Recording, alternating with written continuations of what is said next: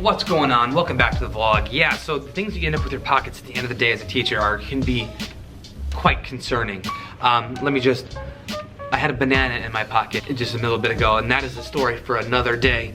Today I thought I would share with you my classroom, do a tour, because, you know, at the beginning of the year, all of us teachers, especially on YouTube, we want to show you our perfect, pristine classrooms before kids enter and before they change it with their ways, right? So I thought I'd do an updated classroom tour on this is what a classroom looks like in February when you're in the real part of the school year. It's no more honeymoon phase, there's no dandelions and rainbows no more. It's the grind part of the school year. I'm gonna show you my classroom. So this is an updated classroom tour. Let's get it. So we're gonna start at the all-important teacher desk. This is my own personal space. This is my only personal space in the classroom where students shan't not go, although sometimes they do, and it makes me nervous. So let's take a look, shall we? Clean, no computer. But what? What do you mean? What do you mean no computer? How do you do work? Okay, so I find when I have a computer here at my desk, here's what I do during my lunchtime. I sit at it and I watch YouTube videos, or I browse the web, or I check my emails. When I don't have a computer here, I'm up and moving. I'll show you later where my laptop is, that my school issued laptop is, that I do my stuff on. It's at my standing area anyway, my projector. It promotes no sitting. And so actually at the school that I taught at for my first 3 years of teaching, I didn't have a desk. I sat at my kidney bean table for everything. And so what I liked about that was I could not sit down anywhere, like basically the whole day, and so it kept me on my feet. So I removed my computer, and so now this desk is just for me to work on stuff, which really, you know, not much that gets done right here. Like most of the stuff gets done elsewhere or whatever. But anyway, so that's just my clean desk. I gotta keep it clean though, because if it's dirty, if I got a messy desk, my mind gets messy. So let's continue on. This is one other very important part of my classroom, right behind me, So this is my shelf with all my personal effects on it, all my little knickknacks and all my little paddywhacks. So for me, I'm at school. It's my waking hours. It seems like I am at school more than I'm at my home. So I like to do little things to make the classroom feel like home, or make me want to be here, or just little things that can make a huge difference. So I got a lot of little knickknacks, a lot of little personal effects, you know, superhero stuff, and just random things that give me joy, right? Little things that I like, along with this Boss coffee pot right here, which I don't know how people don't. I just don't know how people don't have coffee pots in their class. I could not even fathom that idea. Just having fresh roasted coffee at any moment of the day. That's why, I mean, hey. Okay, anyways, I'm gonna go off on a... Next, the second most important part of my classroom, the small group table. Here we go. Okay, so if you don't know anything about me at all, I'm a small group aficionado, okay? Like, that's my thing, small group instruction. That's my bread and butter, I guess. I'm vegan, so bread and olive oil. That's my bread and olive oil, okay? So here, we're gonna break it down for you. Here's my kidney bean table. This is my sanctuary. This is where most of the meat happens, meat of the teaching. But again, I'm vegan, so this is where most of the tofu of the teaching happens. So let's break it down. Okay. All right. I don't want it to be weird and just like you watching my hands make motions, so I'm gonna do this. Slightly less awkward positioning. Okay, so right here you'll see there's 4 different colored tubs. This is where I keep the 4 different groups, their materials. And inside here, I've got their folders. These are their mission folders. Now, in my old classroom tour video, before the school year started, I had these boxes, and I was gonna use those. I don't really use those right now. Instead, I use mission folders. But why? Because these are easier to have the students able to carry them, and I can put stuff in them and take stuff out more easily. So, I have 4 groups. This is where they come to sit. They come to sit at my kidney bean table. Every day, I see 3 groups, and one of those groups is on iPad the whole time. but it's always a different group. It's never the same group every day. It's one day, so like Mondays, green group will be on the iPad the whole time. Tuesdays, blue group. So I get to see 3 groups every day. They come here. This is where I keep all their materials. I keep sharpened pencils, unsharpened pencils, whiteboards, markers, big books that I never use, I'll be honest, guided reading books, sweet markers. This is where the magic happens. I've done videos breaking my small group instruction down even further. I'll continue to do more, but this is not a small group instruction video. This is a classroom tour, so let's move on. We got computer row right here. Computer row. Okay, so I know some of you out there have computers in your classroom that don't use them. Start using your computers for the good of the kids. Start using the computers. They should not be collecting dust in your room. ABC Mouse, free program, use it. If you're a primary teacher, ABC Mouse. Log in, use it. It's awesome. This is where the kids turn in their paper, their whole group instruction stuff. They turn in their papers right up yonder, based on the color of their table. Math centers and reading centers that I never use. Okay. So again, this is the real classroom tour, you know, because the beginning of the year classroom tour was like romanticized, like, oh my gosh, I'm gonna do all this stuff and I'm gonna use all this stuff and everything's so cool. Okay, so pretty much don't use any of those. I didn't need them. Now, if I didn't have a full set of iPads, 5 iPads, 5 computers that I use for different centers, then I would have to have a workstation like this. Because I have 4 tables, it would be, right now it's one group with me, one group on computers, one on iPad, one on mission folders. That's how my small group instruction works. If I didn't have iPads, like last year I didn't have iPads. So, no iPads means instead of going on iPads, they had to do a center, which is fine, but iPads are quieter, and they're more personalized. So I really don't use those. It looks nice. I really very rarely use those at all, ever, I'll be honest. This shelf right here is where I keep just random materials for whole group instruction stuff, counters, highlighters, whatever I might need for that whole group instruction. Here's where I keep my copies for the day. I will keep my copies right here. It helps me keep them organized. So these are the copies that I'm gonna use for the morning. These are the extra copies that I'll use the next day. So reading, math, various.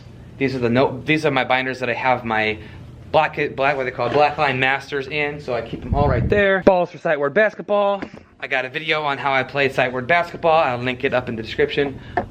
The hoop gets mad skills in here. It gets really real in here when we play sight word basketball. And well, sorry, it's called Thain ball, and yes, it gets real. Yeah, it gets real. So that's fun. That's this. iPad, station number 1. Right behind me there, that's the art center. So I've started doing something new this school year, and it is, I'm gonna go on a little tangent here. So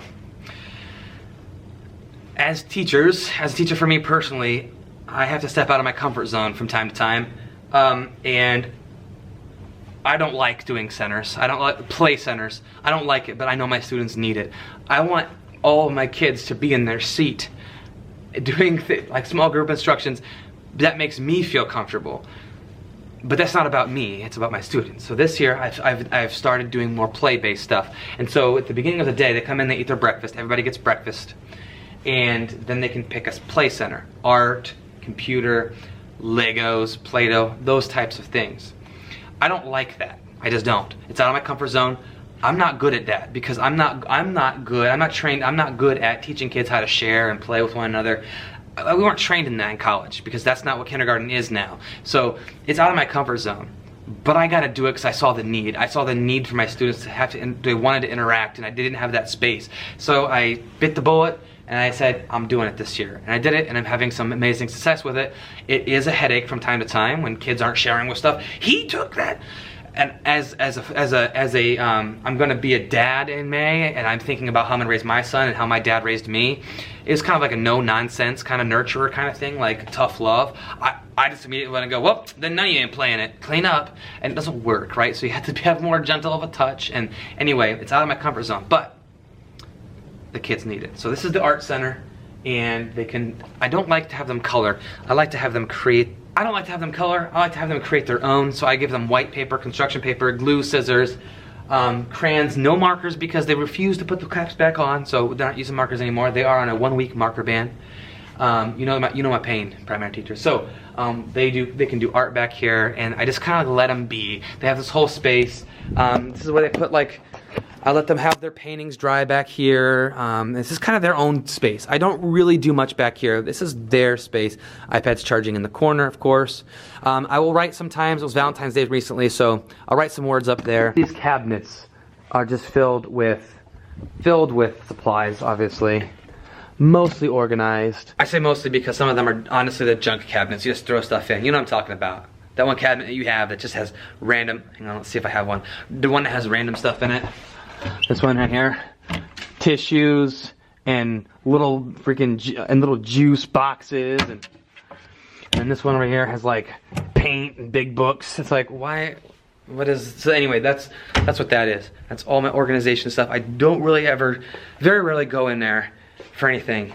Okay, bathroom. Okay, oh man, having a bathroom in your classroom is amazing. You don't have to go whole group bathroom breaks, because you know, teachers, you know how a pain that is to do whole group bathroom breaks in the hallway. You gotta monitor it, make sure the kids aren't playing in the bathrooms. Anyway, let's tour the bathroom. It's just a bathroom. So here's the key to the bathroom. 1, tell them that the sink doesn't work, because I don't want kids playing in the sink, getting water everywhere, and then some kid walking in here slipping and falling and dying. Not on my watch. Okay, also, there's nothing in here. There's nothing to look at. There's nothing fun in here. This should not be a fun. There's no posters. Nothing to look at in here besides yourself in the mirror. And I know some of my girls come in here sometimes just to check themselves out in the mirror, and that's okay, because I do the same thing. Anyway, that's my bathroom. Sometimes there's a little bit of pee on the floor, but you gotta deal with that. It's kindergarten. I try to tell my boys, you know, I say, hey look, you gotta aim real true now. Make sure your aim be true, because we have girls in the classroom that don't wanna be sitting on their pee. This is the breakfast shelf. I keep all the extra breakfast up here, and then I give it out at the end of the school day. Kids take home and eat it. If it's something that didn't go bad, didn't spoil, they can take it home at the end of the day. Why waste it? It doesn't make sense. Kids come in late, I put it here, and they can come and get they always know they can come and get their breakfast right here. Got the extra spoonage, and then I got Clorox wipes. I think I might actually get the bubonic plague if I don't wipe my tables down every day with Clorox wipes or something equivalent, because it's gross. Okay, kindergarten's gross. If I could use one word to sum up kindergarten, it would be gross. That's my word. Okay. This is a favorite of the kids, the Wii. Yeah, got a Wii U up in here. Okay, so we play Wii every day for indoor recess or afternoon playtime. Not morning playtime. We're not messing around with that. We play Mario Kart, and it gets intense. Okay, so it just gets intense. Boys and girls playing Mario Kart, but the boys are the ones who yell. I'm gonna get pumped up, like beat their chest. Yeah man, first place. You know, so that's kind of fun. It gets a little rowdy, but I say you have to sit down, because I have this one boy who likes to get up and like jump around while he's playing. You know, I'm like, dude, sit down. You're making everybody nervous. So that's a lifesaver, because that's a huge behavior incentive for some of my kids. Like, oh, if you want to act like a dope, then you can't play the Wii. You know, so that's a huge hook for some of my kids. And how do I have it? Like, what is it on? Well, it's hooked up to my projector. So I project it right here on my whiteboard. It's one of the coolest things ever. I'm not gonna lie. On the big screen, playing the Wii 4-player, it's a lot of fun. They do challenge me sometimes, and of course I crush their souls. I do not let up on them. I don't believe in letting kids win. When I have my son, he's never going to score a basket on me in basketball until he's actually able to do so. So I'm standing by that, so I do not let them beat me. They have beaten me once, and one of my boys will never let me forget it for the rest of my life. So there is that. Okay, continuing. Library books. I don't let the kids keep their library books in their desks because boogers. So they put them here, and they can read them when it's playtime, center time, that sort of thing. Up here, table points. This is where I keep my table points. This is like the mecca of the classroom. Like, they're so excited about table points. Especially some of my higher level students who can add those numbers up and be like, okay, we're gonna lead by 10 points. Oh, okay. Like they're like so concerned about it, but it's awesome. That means it's a good incentive. Okay, so I keep my track of my points right there. It's very visible for everyone to see, and it's at kid length. So I could say, hey, Max, go give the green team 5 points for sitting on their bottom. You know, something like that. The kids can do it themselves if I ask them to. Right here, this is something new. It's the mission area, and you see I have actual papers up here. That is for, let me put it down. The reason why I do that is because Then the kids can visually see what we're gonna be doing today. So, oh, there's 4 missions. There's usually 2 reading, 2 math, and these have question marks on them because their mission is gonna be in their mission folder, and it's different, it's differentiated. But then the kids can sort of go through the process of the day. Like I'll put a check mark once we've done it, I'll put a check mark by it. So, okay, mission number 1 is complete, right? So they can visually see what we're gonna be doing today. Those are the 4 papers we're gonna do. Yeah, it might not seem like a lot in the whole day, but most of the stuff I do isn't paper pencil based. So these are like the 4 like accountability sheets that I collect and I keep for my records and that sort of thing. So the kids know what they are in advance. And that sort of really helps me too, keep on track, remember what we're doing, and it's really helpful for the students. We're at the all-important carpet area where I do my read alouds. Also, Legos is played here. This is my clip chart. This is the clip chart. It is behavior based, it is emotion based. So, green, good to go, means that you are calm, good, proud, happy, good listener. Yellow, caution, uh-oh, watch out, I'm getting frustrated. Red, you're out of control. The beauty of this is that it is literally, the beauty of this form is, it is literally what I see right now. And it's not like, oh, I'm being bad, so I'm on yellow. It's, wow, man, you look really upset. They're on yellow. Let's try to get back to green because everybody wants to be green, good to go. So I'll do a more dedicated video on that another time, so I can go in more depth. But it's not necessarily I'm being bad, I'm on yellow or red. This is what I'm feeling right now. This is because I even have a clip and I can be on yellow, and I have been. I was today for a bit, but the kids helped me out. This is where I keep some extra books and materials. You got the old Punisher here for the playground. You know, megaphone. Get yourself one. And yeah, that pretty much wraps it up. So I'm gonna put you down and resume back to my teacher desk here. The janitor's gonna start cleaning here. I don't wanna be making videos. If you have any specific questions about anything or want me to go in depth into a certain area, this is more of like a quick tour. I just wanted to kind of show you how things have changed. If you haven't seen the original video, go ahead and watch that one. I'll link it up. It'll be in the description or up here or whatever. And you can see how my classroom's changed, or did I follow through with things I said I was gonna do at the beginning of the year, that kind of thing. That'll be fun to look at. So yeah, like I said, if you have any specific questions about a certain part or want me to dive deeper into it, please comment down below. I get most of my ideas for my teaching tip videos from you all. So as always, comment down below. And yeah, so thanks for watching today, guys. Thanks a lot. Find your gift, share it with the world, and remember, you are worth it. See you tomorrow.